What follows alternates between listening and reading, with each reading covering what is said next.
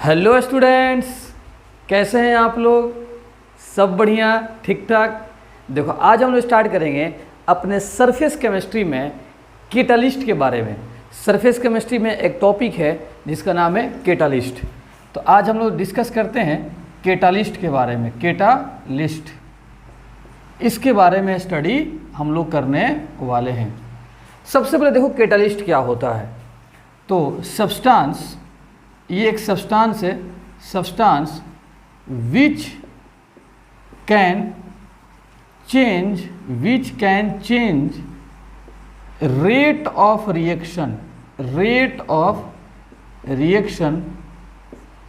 Without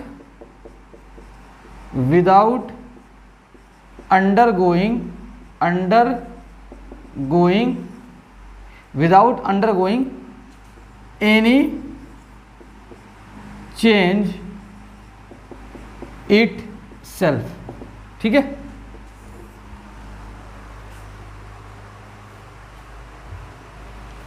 तो जरा देखो ध्यान से, कैटालिस्ट क्या है? ऐसा सब्सटेंस जो किसी रिएक्शन के स्पीड को चेंज कर दे। अब चेंज का मतलब या तो रिएक्शन के स्पीड को बढ़ा दे या घटा दे।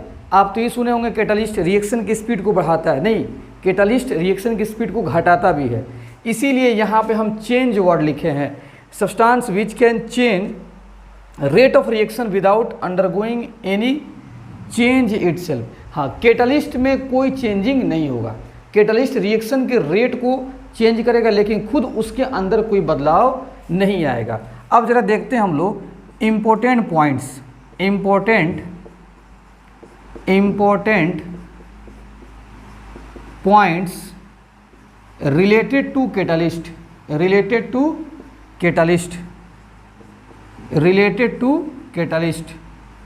कैटालिस्ट से रिलेटेड हम लोग कुछ इम्पोर्टेंट पॉइंट समझते हैं। सबसे पहला इम्पोर्टेंट पॉइंट समझना ध्यान से। Catalyst change activation energy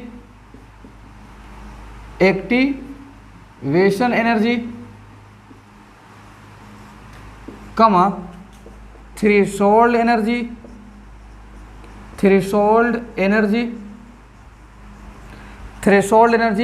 and path of reaction.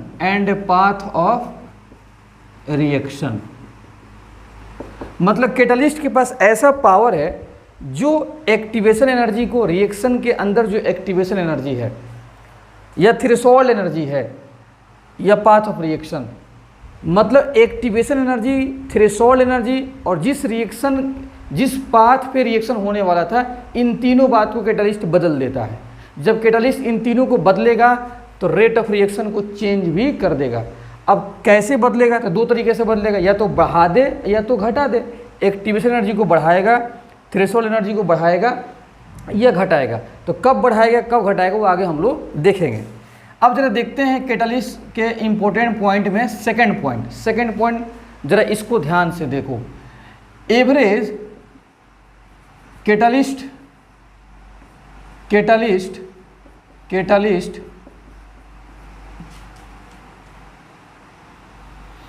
Catalyst do not change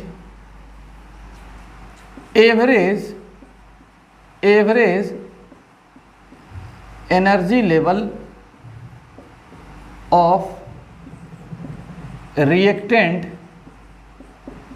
and product. मतलब कैटालिस्ट क्या करेगा?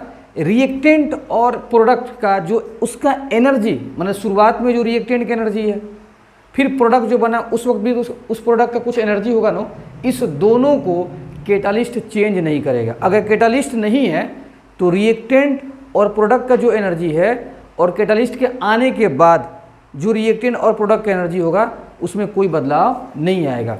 और जब ये कोई बदलाव नहीं आएगा तो हम बोल सकते हैं चेंज इन एंथैल्पी को हम लोग बोलते हैं डेल्टा एच। और कैटालिस्ट जब आएगा तो डेल्टा एच को भी चेंज नहीं कर सकता है, डेल्टा एच को भी चेंज नहीं करेगा।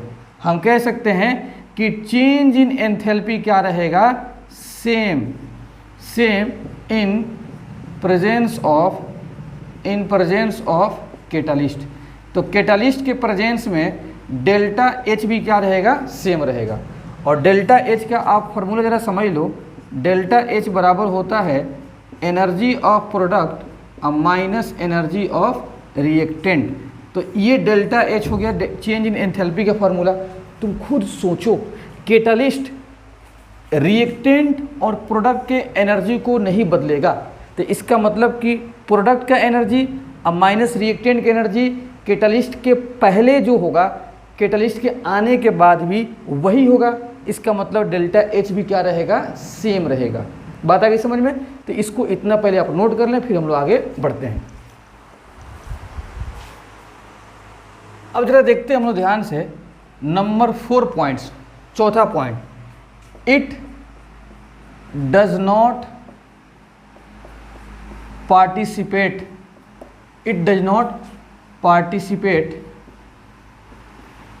या इसी को हम लोग बोलते हैं, ऐसे लिख लो, does not consume in the reaction. मतलब कैटालिस्ट जो होता है रिएक्शन में खर्च नहीं होता है, जैसे रहेगा वैसे ही फिर बच जाएगा। जैसे मान लेते हैं, जरा देखो ध्यान से, A+B है और एरो के ऊपर C लिखा है, तो इसी C को बोलते हैं हम लोग कैटालिस्ट। तो क्या होगा, A, B और C मिलेगा और ये आपका क्या बन गया, ABC जो बना, AB और ये आपका क्या हो गया, कैटालिस्ट। तो ABC बनेगा और बनाएगा ये इंटरमीडिएट। क्या बनाएगा, इंटरमीडिएट। तो ये आपका इंटरमीडिएट बन गया। उसके बाद से क्या होगा, ये आपका AB अलग हो जाएगा और कैटालिस्ट ये अलग हो जाएगा। तो बताओ, कैटालिस्ट जैसे शुरू में था बाद में भी वैसे ही बच गया, तो इसीलिए कहा जाता है कैटालिस्ट रिएक्शन के अंदर कंज्यूम नहीं होता है। हाँ, शुरुआत में क्या होगा कि C रिएक्टेंट के साथ कंबाइन होकर इंटरमीडिएट बनाएगा। इंटरमीडिएट का मतलब कि रिएक्टेंट के बाद आप प्रोडक्ट से पहले एक तरह का पार्टिकल बनता है जिसको इंटरमीडिएट बोलते हैं। तो उस वक्त C अटैच होगा, फिर बाद में C अलग हो जाएगा और यह आपका प्रोडक्ट बन जाएगा। इसीलिए कहा जाता है कैटालिस्ट पार्टिसिपेट नहीं करता है, ठीक है, मतलब कंज्यूम नहीं होता है। तो इस पॉइंट को भी आप नोट डाउन कर लें। चलिए अब जरा देखते हैं ध्यान से पॉजिटिव कैटालिस्ट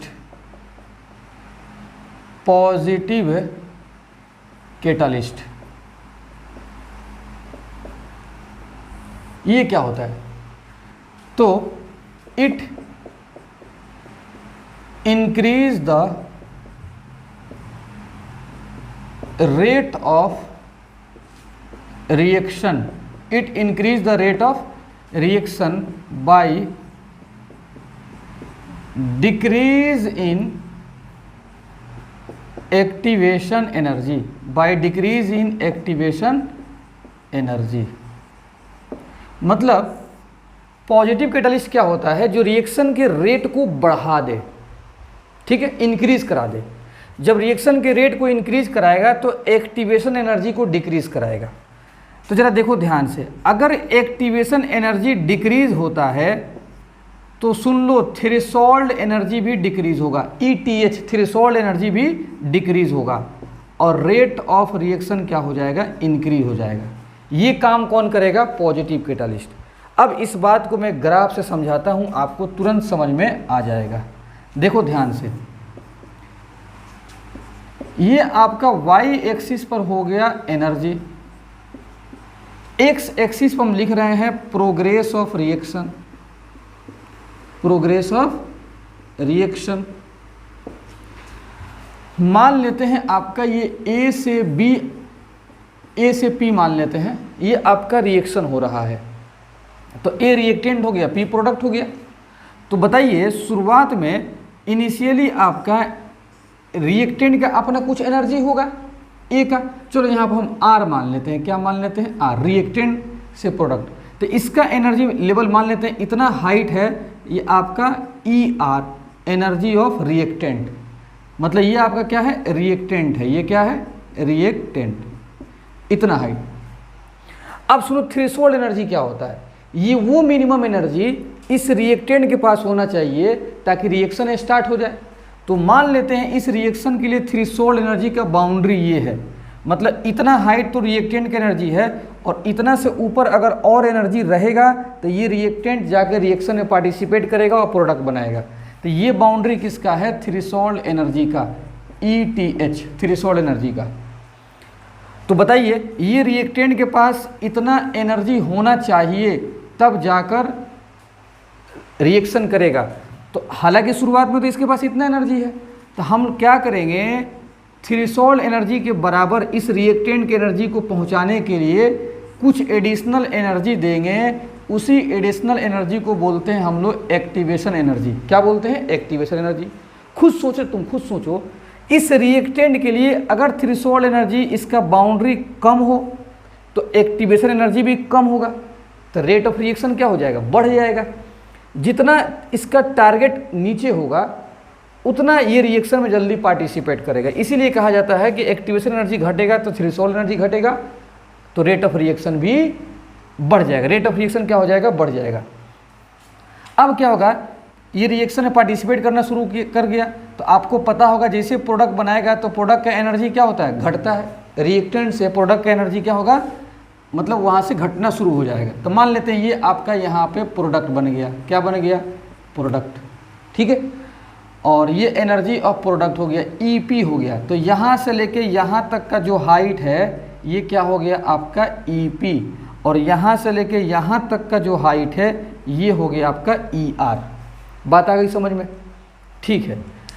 ये आपका जो ग्राफ है, ये ग्राफ कब है कि विदाउट कैटालिस्ट, अभी कैटालिस्ट नहीं आया है, विदाउट कैटालिस्ट, विदाउट कैटालिस्ट।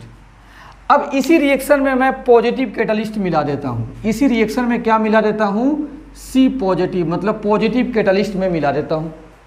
तो बता पॉजिटिव कैटालिस्ट क्या करेगा, रिएक्शन के रेट को बढ़ाएगा, और जब रिएक्शन के रेट को बढ़ाएगा इसका मतलब कि एक्टिवेशन एनर्जी और थ्रेशोल्ड एनर्जी घटा देगा।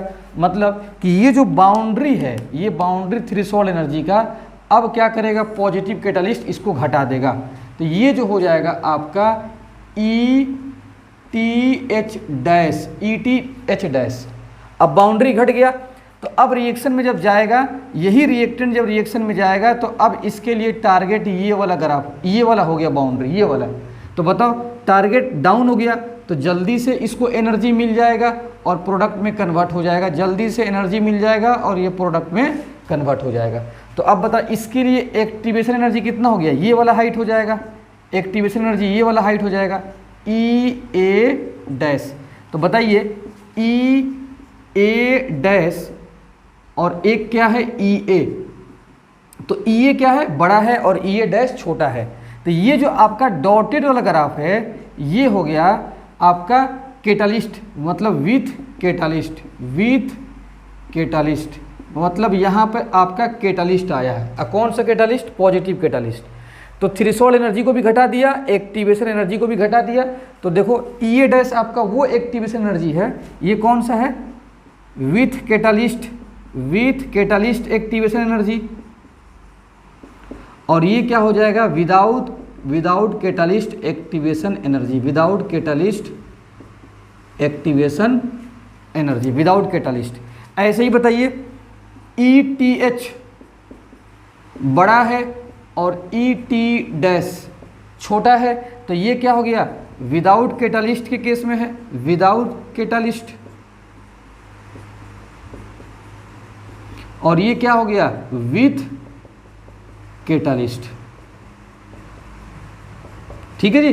तो बताइए कैटालिस्ट आएगा पॉजिटिव तो एक्टिवेशन एनर्जी घटेगा, थ्रेशोल्ड एनर्जी घट गया। देख लो EA डैश विथ कैटालिस्ट घट गया है, ETH डैश विथ कैटालिस्ट घट गया है। तो रेट ऑफ रिएक्शन क्या हो जाएगा, बढ़ जाएगा। एक और बात जरा देखो, कैटालिस्ट नहीं आया है तब भी आपका एनर्जी लेवल कितना है, ER, और यहाँ पे कैटालिस्ट नहीं आया तब भी एनर्जी लेवल क्या है प्रोडक्ट का, EP, और आने के बाद भी ER है और आने के बाद भी EP है। तो बताओ ER और EP कैटालिस्ट के आने से चेंज हुआ? नहीं चेंज हुआ। तो डेल्टा H जरा देखो ध्यान से, delta H EP minus ER क्या है आपका? ये सेम है, एकदम सेम है, same in presence of catalyst, एकदम सेम है in presence of catalyst. Catalyst के प्रेजेंस में क्या है? एकदम सेम है, एकदम सेम है। कैटालिस्ट नहीं है तब भी आपका EP माइनस ER ही है, और कैटालिस्ट के आने के बाद भी EP और ER में कोई बदलाव नहीं है, इसीलिए है क्या है? सेम है कैटालिस्ट के प्रेजेंस में भी। ठीक है, तो बात आ गई समझ में। कैटालिस्ट के आने से एक्टिवेशन एनर्जी बदलेगा, थ्रेशोल्ड एनर्जी बदलेगा, और डेल्टा H क्या रहेगा? सेम रहेगा, और रिएक्टेंट और प्रोडक्ट का एनर्जी लेवल भी सेम रहेगा। और पॉजिटिव कैटालिस्ट क्या करता है? एक्टिवेशन एनर्जी को घटाएगा, थ्रेशोल्ड एनर्जी को घटाएगा, और रेट ऑफ रिएक्शन को बढ़ाएगा। ग्राफ में आप सब चीज़ देख सकते हैं, इसको आप नोट कर लें। तो अब जरा देखते हैं हम लोग ध्यान से पॉजिटिव कैटालिस्ट का एग्जाम्पल। ये पॉजिटिव कैटालिस्ट का एग्जाम्पल क्या है कि N2 मतलब हाइड्रोजन गैस रिएक्शन करते हैं तो अमोनिया गैस बनता है, और यहीं पर जो आपका ये Fe है, Fe यही आपका पॉजिटिव कैटालिस्ट है। क्या है? Positive catalyst. तो इस रिएक्शन में Fe क्या करेगा? इस रिएक्शन के रेट को, स्पीड को बढ़ा देगा। ठीक है, और ये अमोनिया गैस बन रहा है, और इसी को बोलते हैं हम लोग हैबर प्रोसेस। क्या बोलते हैं? Haber's process. तो हैबर प्रोसेस से क्या बनता है? अमोनिया गैस बनता है, और कैटालिस्ट यहाँ पर क्या होता है? Fe। अब जरा देखते हैं सेकेंड टाइप का कैटालिस्ट, जिसका नाम है निगेटिव कैटालिस्ट। ये क्या करेगा? It decrease the rate of reaction. ये रिएक्शन के स्पीड को घटा देगा। तो कैसे बताओ रिएक्शन की स्पीड घटेगा? जो उसका टारगेट एनर्जी है, थ्रेशोल्ड एनर्जी, इसका मतलब बढ़ा देगा, और इनको पहुँचते पहुँचते टाइम लगेगा, तो रिएक्शन की स्पीड घट जाएगा। तो by increase in activation energy, तो एक्टिवेशन एनर्जी जब बढ़ेगा तो जाहिर सी बात है कि थ्रेशोल्ड एनर्जी भी बढ़ जाएगा। तो एक्टिवेशन एनर्जी को बढ़ाता है, थ्रेशोल्ड एनर्जी को बढ़ाता है, और रेट ऑफ रिएक्शन को घटाता है। और बेस्ट एग्जांपल क्या है? इसको बोलते हैं क्लोरोफॉर्म। क्लोरोफॉर्म के अंदर हम लोग 1% इथाइल अल्कोहल डालेंगे। क्यों डालेंगे? क्योंकि क्लोरोफॉर्म क्या बनाएगा? फॉस्जीन गैस बनाता है, और फॉस्जीन गैस क्या होता है? डेंजरस गैस होता है। तो इसलिए इसके साथ 1% C2H5OH मिला देंगे, ताकि इस फॉस्जीन गैस को बनने से ये रोक सकता है। कौन रोक सकता है? ये। तो बता, ये फॉस्जीन गैस बनाएगा, और इसके फॉस्जीन गैस बनाने की स्पीड को कम करना है, रोकना है। तो इसीलिए ये कैसा काम करेगा? Negative catalyst. कैसा काम करेगा? Negative catalyst. रिएक्शन की स्पीड को घटा देगा। और एक और एग्जांपल है, देख लो, पेट्रोल के साथ टेट्रा इथाइल लेड TEL। तो पेट्रोल जब जलता है ना, तो एक तरह का साउंड प्रोड्यूस करता है, तो रिड्यूस नोकिंग, उस साउंड को हम लोग क्या बोलते हैं? नोकिंग। तो पेट्रोल काफ़ी तेज़ी से जलेगा और नोकिंग ज़्यादा करेगा, इसलिए TEL टेट्रा इथाइल लेड को मिला देंगे, ताकि नोकिंग को वो घटा देगा।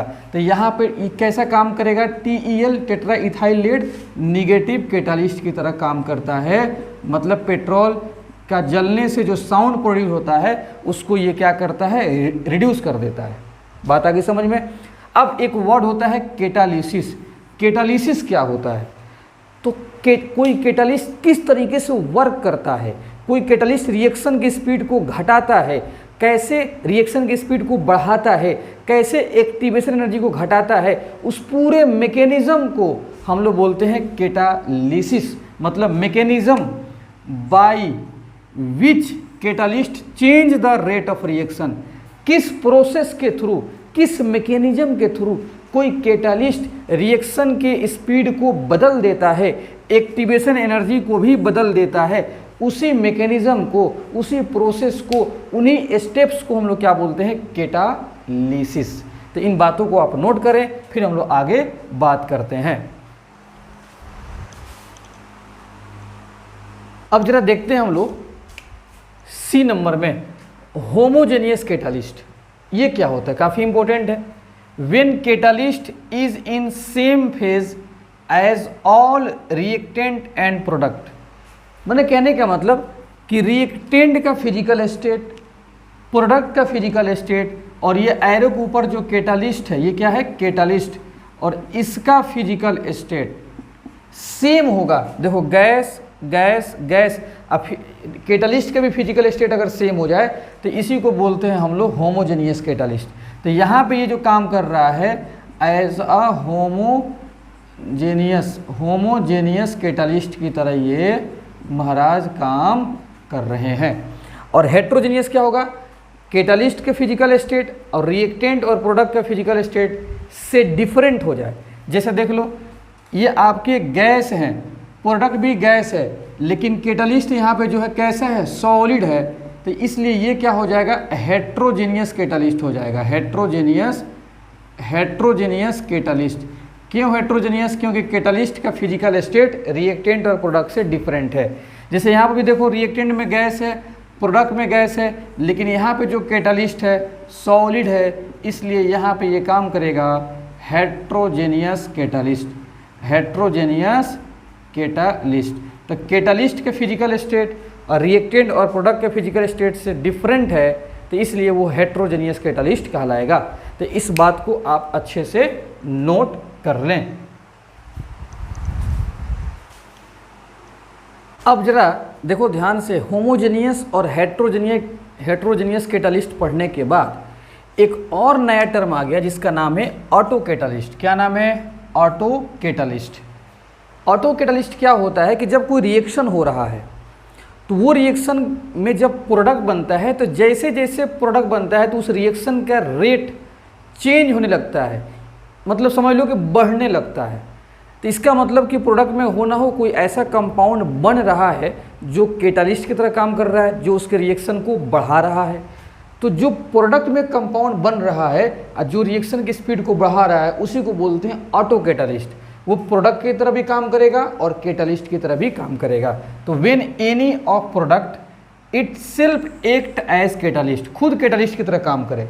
जैसे इसके लिए बेस्ट एग्जांपल ये है, इसका नाम है hydrolysis of ester. Hydrolysis of ester, इस कंपाउंड को हम लोग बोलते हैं एस्टर, और H2O के साथ जब रिएक्शन कराएंगे तो नाम हो जाएगा हाइड्रोलिसिस ऑफ एस्टर। ये दो पार्ट में से ब्रेक हो जाएगा, इतना हिस्सा में इस H2O से H आ जाएगा तो ये कंपाउंड बना दिया, और C2H5 में इस H2O से OH आ जाएगा तो ये कंपाउंड बना दिया। और ये कंपाउंड जैसे जैसे रिएक्शन में बढ़ता है, जैसे जैसे रिएक्शन में बनता है, प्रोडक्ट बनता है, तो इस रिएक्शन के रेट को बढ़ाने लगता है। तो इसका मतलब कि ये प्रोडक्ट भी है और साथ साथ ये कैसा काम कर रहा है, कैटालिस्ट की तरह, और इसी को बोलते हैं हम लोग ऑटो कैटालिस्ट। क्या बोलते हैं, ऑटो कैटालिस्ट। तो कोई आपसे पूछेगा ऑटो कैटालिस्ट क्या है, तो ऐसा रिएक्शन जिसमें प्रोडक्ट बने और वो खुद कैटालिस्ट की तरह काम करे, खुद रिएक्शन की स्पीड को बढ़ा दे, उसी को बोलते हैं ऑटो कैटालिस्ट। और बेस्ट एग्जांपल है हाइड्रोलिसिस ऑफ एस्टर। एक होता है प्रोमोटर्स। प्रोमोटर्स क्या होते हैं, आप जानते हो कि कैटालिस्ट आएगा रिएक्शन में तो जनरली रिएक्शन की स्पीड को बढ़ाएगा। तो प्रोमोटर्स इतना समझो कि ये रेड बुल की तरह काम करता है। जैसे हम लोग भी नॉर्मल काम करते हैं, अथवा से गुट रेड बुल पी लें तो एनर्जी बढ़ जाएगा, हम लोग काम करने का टेंडेंसी, एक्टिविटी बढ़ जाएगा। तो ये रेड बुल है किसके लिए, कैटालिस्ट के लिए, जो कैटालिस्ट के एक्टिविटी को बढ़ा दे। तो प्रोमोटर्स क्या होते हैं, सब्सटेंस विच चेंज या which increase the activity of catalyst is called promoter. तो प्रोमोटर समझ लो कि रेड बुल है किसके लिए, कैटालिस्ट के लिए। कैटालिस्ट को क्या कर देगा, उसके एक्टिविटी को बढ़ा देगा। एग्जाम्पल के लिए देख लो ध्यान से, वही आपका हैबर प्रोसेस है। तुम जानते हो कि Fe यहाँ पे क्या काम करता है, कैटालिस्ट की तरह। क्या काम करता है, कैटालिस्ट। और Fe कौन सा कैटालिस्ट है, पॉजिटिव कैटालिस्ट, लिखवा चुके हैं। हैबर प्रोसेस में Fe पॉजिटिव कैटालिस्ट जो रिएक्शन के स्पीड को बढ़ाता है। यहाँ पे जो आपको MO दिख रहा है जिसका नाम है मोलिब्डेनम, मोलिब्डेनम, ये यहाँ पे काम कर रहा है प्रोमोटर की तरह। कैसे काम कर रहा है, प्रोमोटर। और यही क्या करेगा, यही MO इस कैटालिस्ट के एक्टिविटी को बढ़ा देगा। मैंने समझ लो कि ये रेड बुल है, इसको गुट गुट पिएगा Fe और कैटालिस्ट की एक्टिविटी बढ़ जाएगा। ठीक है, तो अब MO क्या करता है, MO कैसे एक्टिविटी को बढ़ाता है, तो it can increase surface area. जैसे आप जानते हैं कि कैटालिस्ट रिएक्शन में सरफेस प्रोवाइड करता है रिएक्टेंट के लिए, उसी पर रिएक्शन होगा और क्या होगा, खूब सारा प्रोडक्ट बनेगा। तो बताओ जितना सरफेस ज़्यादा प्रोवाइड करेगा कैटालिस्ट उतना रिएक्टेंट का एडजॉर्प्शन होगा, जब एडजॉर्प्शन होगा तो उतना फास्ट रिएक्शन होगा। तो ये कैटालिस्ट क्या करेगा, सरफेस प्रोवाइड करेगा और ये मोलिब्डेनम क्या करेगा, इसके सरफेस में और इंक्रीमेंट लेके आ जाएगा। तो प्रोमोटर क्या करेगा, it can increase surface area of catalyst, catalyst के सरफेस एरिया को बढ़ाता है कौन, प्रोमोटर। तो क्या होगा, जाहिर सी बात है कि एडजॉर्प्शन बढ़ जाएगा। So increase the rate of adsorption on the surface of catalyst, और कैटालिस्ट के सरफेस पर रेट ऑफ एडजॉर्प्शन बढ़ जाएगा तो इसलिए रिएक्शन के स्पीड भी बढ़ जाएगा, इसलिए कैटालिस्ट भी बहुत अच्छा एक्टिव कैटालिस्ट बन जाएगा प्रमोटर के आने की वजह से। तो ये बात को आप ज़रा ध्यान से नोट कर लो, एक एक बात इंपॉर्टेंट है बाबू, एक एक बात इंपॉर्टेंट है। कई सारे किताबों से पढ़कर ये सब लिखवाया जाता है, एक जगह ये सब बात आपको बहुत कम प्लेटफॉर्म पर मिलेगा यूट्यूब पर। तो आप इसको एक जगह सब नोट करो और इसको पढ़े, इतना सफिशियंट है आपके एग्जाम के लिए, ठीक है। अब जरा देखते हैं एक और आपका टर्म है जिसका नाम है, एक और सब्सटेंस है जिसका नाम है पॉइजन कैटालिस्ट या कैटालाइटिक इनहिबिटर।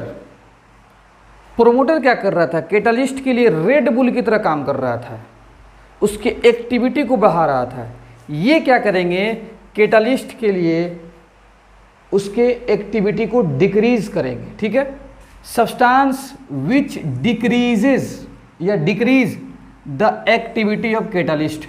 समझ लो कि कैटालिस्ट को ड्रिंक वाला काम करेंगे, ड्रिंक शराब पिलाकर और उसके बाद से नशे में डाल देंगे, उसकी एक्टिविटी को घटा देंगे। कौन, ये poison catalyst. Decrease the activity of catalyst is called poison catalyst. क्यों एक्टिविटी को डिक्रीज कराता है, it will decrease surface area of catalyst. ये कैटालिस्ट के सरफेस एरिया को घटा देगा। तो so extent of adsorption on catalyst surface decreases. जाहिर सी बात है, कैटालिस्ट सरफेस प्रोवाइड करता है, उस पर एडजॉर्प्शन होगा तो रिएक्शन होगा। ये क्या करेगा, कैटालिस्ट के अच्छा खासा सरफेस एरिया को घटा देगा, एडजॉर्प्शन कम होने लगेगा कैटालिस्ट के सरफेस पर, इसलिए कैटालिस्ट के एक्टिविटी घट जाएगा। So extent of adsorption on catalyst surface decreases, ठीक है। So extent of adsorption on catalyst surface decrease. बात आगे समझ में। एग्जाम्पल जरा देखो, ये एक आपका रिएक्शन हम लिखे, इसको याद कर लो। H2 के साथ रिएक्शन करा रहे हैं, मतलब हाइड्रोजनेशन करा रहे हैं, ठीक है। ये एसिड क्लोराइड है, उसका हाइड्रोजनेशन करा रहे हैं। यहाँ पे PD आपका कैटालिस्ट है। PD क्या है, कैटालिस्ट। PD क्या है, कैटालिस्ट। हाइड्रोजनेशन करा रहे हैं। ये PD अपने सरफेस पर H2 को लेगा, एडजॉर्प्शन कराएगा और रिएक्टेंट को भी चिपकाएगा और प्रोडक्ट बनाएगा। तो प्रोडक्ट बनाता है RCHO, अल्डिहाइड। अब फिर जैसे ही बनेगा अल्डिहाइड तो फिर ये अल्कोहल में कन्वर्ट हो जाता है। इतना फास्ट रिएक्शन होता है कि ये एसिड क्लोराइड किस में कन्वर्ट हो जाएगा, अल्कोहल में। हम लोग ये चाह रहे हैं कि अल्डिहाइड तक इस रिएक्शन को रोक दिया जाए, मतलब यहाँ तक रिएक्शन रुक जाए, आगे नहीं बढ़े। तो हम क्या करेंगे, इस PD के साथ में प्लस में BaSO4 जोड़ देंगे। क्या जोड़ देंगे, BaSO4, बैरियम सल्फेट जोड़ देंगे। जैसे बैरियम सल्फेट जोड़ेंगे तो ये काम करेगा इस रिएक्शन के लिए पॉइजन का। क्या काम करेगा, पॉइजन का, और ये आगे रिएक्शन आपका रुक जाएगा, रिएक्शन नहीं होगा। तो बताओ, रिएक्शन नहीं होगा तो ये जैसे ही ऐड किया गया तो कैटालिस्ट के एक्टिविटी को घटाया कि नहीं घटाया, रिएक्शन आगे होने से रोक दिया, ठीक है। तो इसी को बोलते हैं, सुनो ध्यान से, आगे हम लिख देते हैं, इसी लिंडलर्स कैटालिस्ट। ध्यान से देखो, PD अब प्लस BaSO4, इस पूरे को हम लोग बोलते हैं लिंडलर्स कैटालिस्ट। और इसमें आपका BaSO4 जो है ये काम करता है पॉइजन का। किसका काम करता है, पॉइजन का काम करता है, मतलब इस कैटालिस्ट के एक्टिविटी को घटाएगा। और इस पूरे के कॉम्बिनेशन को बोलते हैं लिंडलर्स कैटालिस्ट।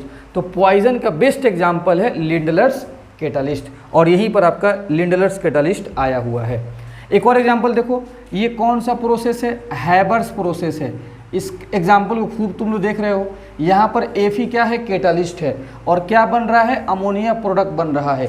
अगर हम लोग एमओ को जोड़ेंगे, मोलिब्डेनम को, तो ये काम करेगा प्रमोटर की तरह, मतलब एमओ इस कैटालिस्ट के एक्टिविटी को बढ़ा देगा, तो इस रिएक्शन की स्पीड भी बढ़ जाएगा। अगर हम एमओ की जगह पर सीओ इस्तेमाल कर देंगे तो ये काम करेगा पॉइजन का और इस कैटालिस्ट के एक्टिविटी को घटा देगा। तो हैबर प्रोसेस में एमओ कैसा काम करेगा, प्रमोटर का, और कोबाल्ट कैसा काम करेगा, पॉइजन का। तो ये आपका पॉइजन से रिलेटेड कॉन्सेप्ट हो गया, इसको आप नोट कर लें।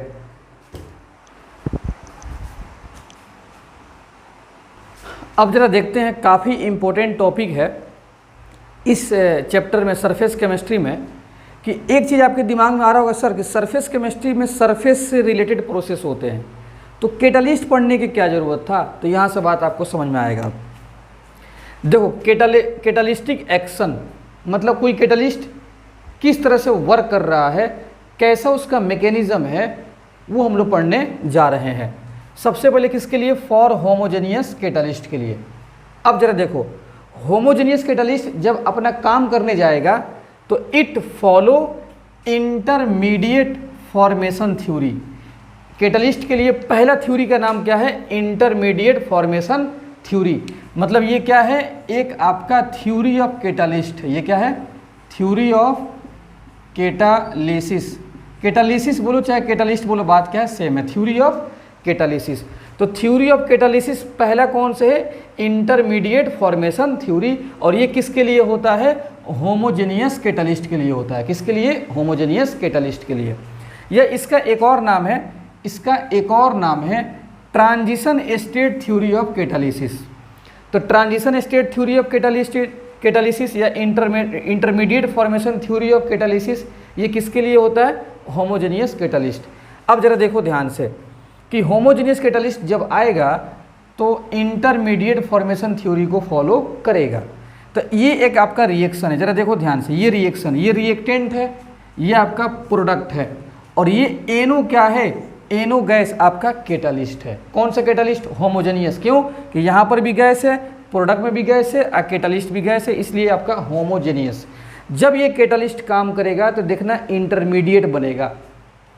सबसे पहले ये रिएक्शन कैसे होगा, जरा देखो, इस रिएक्शन का हम लिख रहे हैं मैकेनिज्म। मैकेनिज्म का मतलब होता है कि ये रिएक्शन कितने स्टेप में हुआ है। तो ये रिएक्शन को बनाना है, इस रिएक्शन को करा के प्रोडक्ट SO3 बनाना है। तो पहला स्टेप, सबसे पहले O2 NO, ये जो कैटालिस्ट है इससे रिएक्शन करके NO2 बनाएगा। तुम बता, इस मेन रिएक्शन में कहीं आपको NO2 दिख रहा है, नहीं दिख रहा है, इसका मतलब कि एक्स्ट्रा बना है, इसी को बोलते हैं इंटरमीडिएट। तो बताओ, होमोजेनियस कैटालिस्ट जब आएगा वर्क करने, काम करने, तो इंटरमीडिएट बनाएगा कि नहीं बनाएगा, बिल्कुल बनेगा। इसीलिए होमोजेनियस कैटालिस्ट किसको फॉलो करता है, इंटरमीडिएट फॉर्मेशन थ्योरी को फॉलो करता है। अब ये इंटरमीडिएट जो बनता है रिएक्शन में तुरंत खत्म भी हो जाएगा। यही NO2 SO2 से रिएक्शन करेगा, यही देखो आपका SO2, और SO2 से रिएक्शन करके SO3 बना लेगा, और यही SO3 क्या है, आपका प्रोडक्ट। देख लो, रिएक्शन में यही आपका SO3 क्या है, प्रोडक्ट। और ये आपका जो NO है ये कैटालिस्ट है, ये आपका क्या है, कैटालिस्ट। और जैसे ये NO पहले इस्तेमाल हुआ था, देखो रिएक्शन में लास्ट में आपका NO कैटालिस्ट वैसे ही बच जाएगा।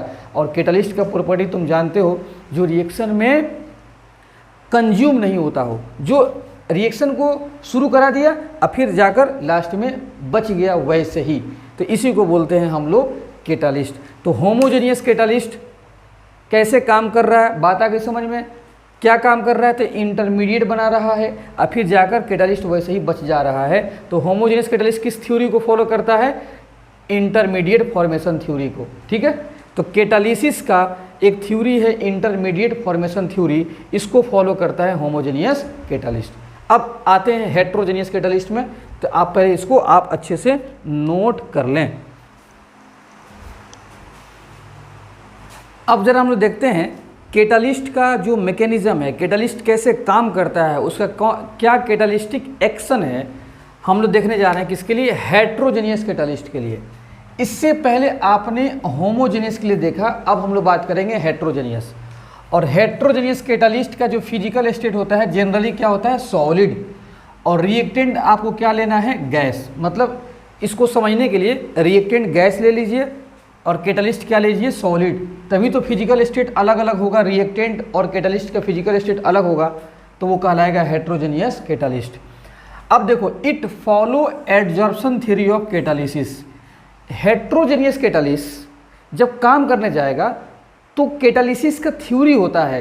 एक थ्योरी इंटरमीडिएट फॉर्मेशन थ्योरी था जो होमोजेनियस ने फॉलो किया। हेट्रोजेनियस कैटालिस्ट क्या करेगा, ये it follow adsorption theory of catalysis. Catalysis का एडजॉर्प्शन थ्योरी को फॉलो करेगा जब वर्क करने जाएगा। अब सुनो, हेट्रोजेनियस कैटालिस्ट क्या करेगा, तो जब वर्क करने जाएगा तो it provide surface area for adsorption, क्योंकि एडजॉर्प्शन थ्योरी को जब फॉलो करेगा तो हेट्रोजेनियस कैटालिस्ट क्या करेगा, सरफेस एरिया फॉर एडजॉर्प्शन, मतलब एडजॉर्प्शन कराएगा, रिएक्टेंट को अपने ऊपर चिपकाएगा। इसका मतलब कि ये क्या करेगा, सरफेस एरिया प्रोवाइड करता है। होमोजेनियस सरफेस एरिया प्रोवाइड नहीं करेगा, होमोजेनियस रिएक्शन इंटरमीडिएट बनाता है, लेकिन heterogeneous catalyst surface area provide करेगा। मतलब reactant molecules get adsorbed on the surface of solid catalyst. Solid catalyst के सरफेस पर रिएक्टेंट मॉलिक्यूल्स आगे चिपक जाएंगे by forming chemical bond, chemical bond बनाएंगे। तुम जानते हो केमिकल बॉन्ड किस में होता है, केमिकल एडजॉर्प्शन में होता है। इसका मतलब कि हेट्रोजेनियस कैटालिस्ट जब काम करने जाएगा तो वो कौन सा एडजॉर्प्शन कराएगा, केमिकल एडजॉर्प्शन। और सुन लेना, केमिकल एडजॉर्प्शन काफ़ी स्ट्रॉन्ग बॉन्ड इसमें बनता है। तो स्ट्रॉन्ग बॉन्ड बनाने के लिए रिएक्टेंट को उतना तक पहुंचाने के लिए उसको पहले एनर्जी खिलाना पड़ेगा, एनर्जी पिलाना पड़ेगा, तब जाके केमिकल एडजॉर्प्शन करने जाएंगे। ठीक है, तो ज़रा देखो ध्यान से, सिंस एडजॉर्प्शन इज एक्सोथर्मिक, जब एडजॉर्प्शन होता है ना तो एनर्जी निकलता है, तो जो फालतू का एनर्जी निकल रहा है ना उसी को रिएक्टेंट मॉलिक्यूल को पिला दो तो एनर्जी मिल जाएगा, और उसी एनर्जी को बोलते हैं एक्टिवेशन एनर्जी। जो पिलाएंगे, रिएक्शन जब करने जाएंगे, उनको रिएक्शन कराने के लिए जो तैयार करेंगे तो एनर्जी जो देंगे उसी को बोलते हैं एक्टिवेशन एनर्जी। तो adsorption is exothermic in nature, the heat released is supplied as activation energy to the reaction. तो हेट्रोजेनियस कैटालिस्ट कैसा काम करेगा, केमिकल एडजॉर्प्शन कराएगा अपने सरफेस के ऊपर।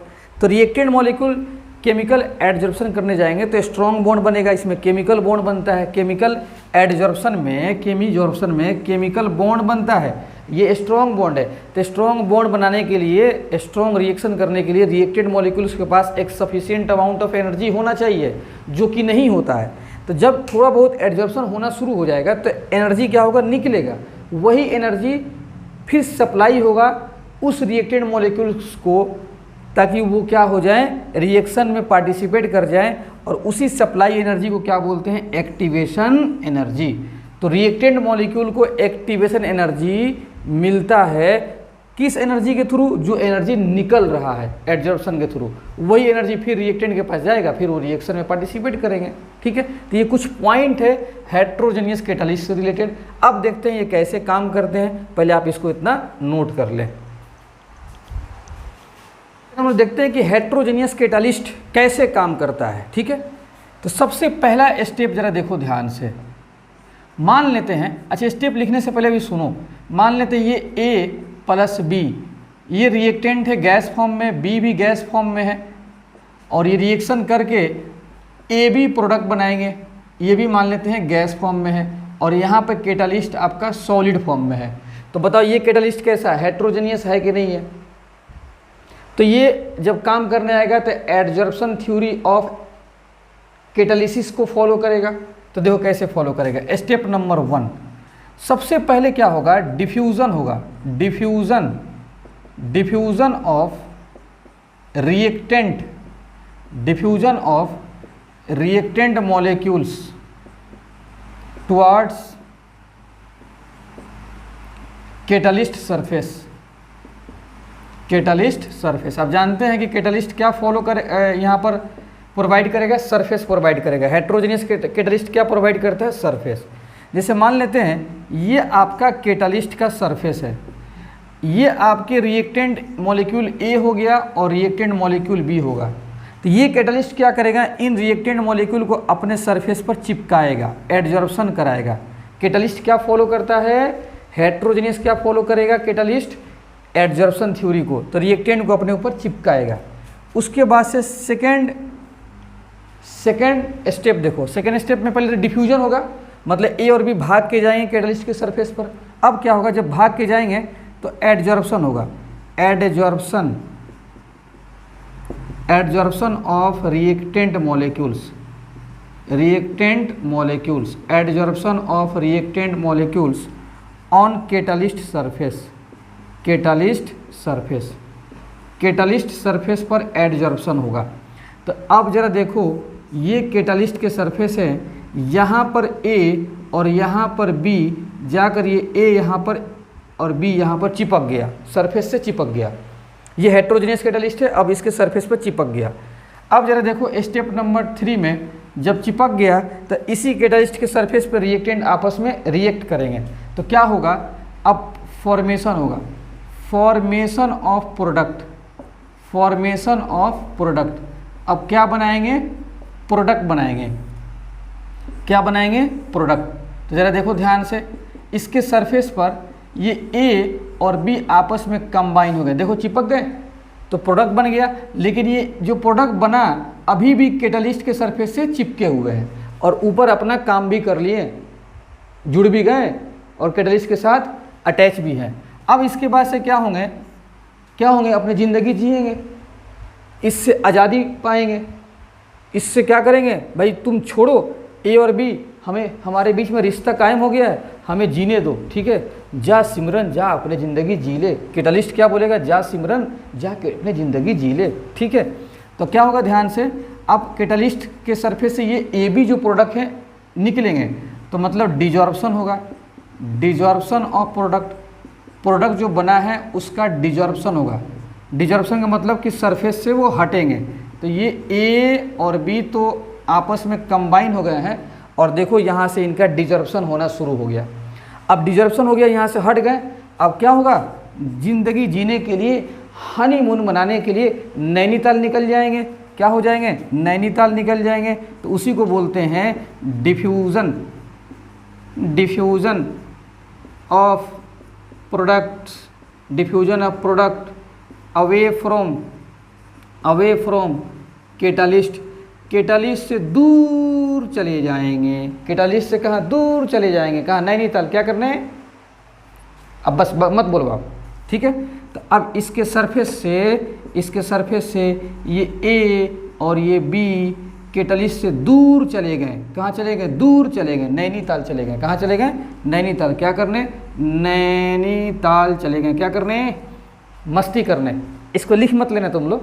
तो बताओ, कैटालिस्ट अलग हो गया और ए बी प्रोडक्ट दूर चले गए, तो रिएक्शन में कैटालिस्ट क्या होगा, पार्टिसिपेट नहीं करता है, प्रोडक्ट बन जाएगा और कैटालिस्ट जस के तस बच जाएगा। तो इसको अब ऐसे दिखा दीजिए, ये कैटालिस्ट आपका ऐसे बच गया, कैटालिस्ट सरफेस, अब प्लस ये ए बी ये कंबाइन हो गया, प्रोडक्ट आपका बन गया और ये इस सरफेस से अलग हो गए। तो यही आपका प्रोडक्ट है, यही क्या है, आपका प्रोडक्ट है।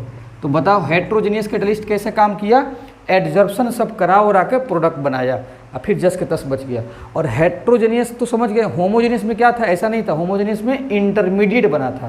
तो इस बात को आप नोट कर लें। तो मैंने इस लेक्चर में कैटालिस्ट से रिलेटेड बहुत कुछ मैंने आपको समझा दिया। एक एक पॉइंट इंपॉर्टेंट उन सबको लिखो और रिवीजन करो। नेक्स्ट लेक्चर में एंजाइम कैटालिस्ट के बारे में बताऊंगा और जियोलाइट्स कैटालिस्ट के बारे में बताऊंगा। Okay, thank you.